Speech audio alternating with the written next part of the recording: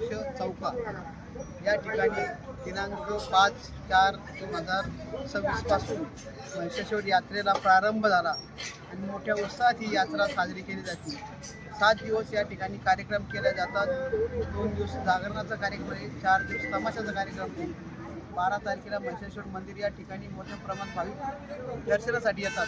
त्या ठिकाणी 10 ते 15 भाविक त्या ठिकाणी दर्शन घेतात. महिषासूर संस्थानमार्फत त्यांच्या येण्या जाण्यासाठी सोय मोफत केली जाते. तसेच त्या ठिकाणी पाण्याची त्यांना सावलीची निवाऱ्याची व्यवस्था केली जाते. या ठिकाणी हा उत्सव चौका गावकरी मोठ्या आनंदात साजरी करतात. संपूर्ण गावातून यासाठी देणगी देतात आणि ह्या देणगीद्वारे हा उत्सव मोठ्या प्रमाणात साजरी करतात. त्यानिमित्त परिसरात राहणारे जे व्यावसायिक असन किंवा ज्यांच्या मुली बाहेरगावी असतात, जे नोकरीनिमित्त बाहेरगावी जातात, ते सर्वजण या ठिकाणी येतात आणि या उत्सवाचा मोठ्या प्रमाणे आनंद घेतात. म्हणून ही पारंपरिक पद्धत चाललेली यात्रा सर्वजण आवर्जून या यात्रेची वाट बघत असतात. त्या ठिकाणी एवढंच मी यात्रा संदर्भात माहिती. किती वर्षापासून चालते? साधारणतः कालावधी सांगता येणार नाही.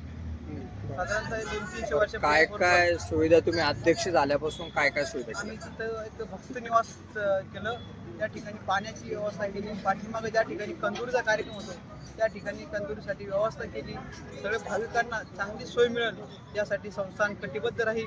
त्या ठिकाणी त्यांना जे कोणतेही गैरसोय होणार नाही यासाठी सर्व संस्थानाचे कर्मचारी असन किंवा आमचे ट्रस्टी असन सर्व त्या ठिकाणी मेहनत घेतात. कुस्तीची दंगल पण आयोजित केली. कुस्तीची दंगल पण 13 तारखेला आयोजित केलेली आहे. बाहेर राज्यातून काही मल्ले येतात. त्या मल्ल्याची सुद्धा आम्ही आल्यानंतर त्यांचे जे असन ते बक्षीस देऊन त्यांचे हार तुळे देऊन सत्कार करून त्या मल्ल्यात सुद्धा या ठिकाणी स्वागत करतात, जेणेकरून तरुणांना प्रेरणा मिळेल यासाठी ही कुस्ती दंगल आपण आयोजित करतो. जागरणाचा कार्यक्रम जागरणाचा पण सुद्धा कार्यक्रम असतो. त्या निमित्तानं धार्मिक भावना असतात. लोकांच्या जागरणाला ऐकण्यासाठी महिला मंडळ येतात. त्यासाठी ते जागरणाचा सुद्धा कार्यक्रम आयोजित केलेला आहे. कुठून भाविक येतात? या ठिकाणी अख्खा महाराष्ट्रातून भाविक येतात. ज्या ज्या ठिकाणी माहिती जाती, कारण हा जागृत देवस्थान आहे.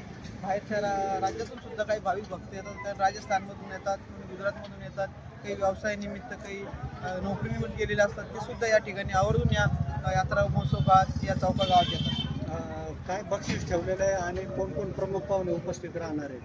या ठिकाणी स्थानिक उत्सव महत्व पटाव या ठिकाणी आता सुद्धा आपण भक्तांना आवाहन करतो आणि शांततेत यात्रा साजरी करावी याची आम्ही भक्तांना आवाहन करतो.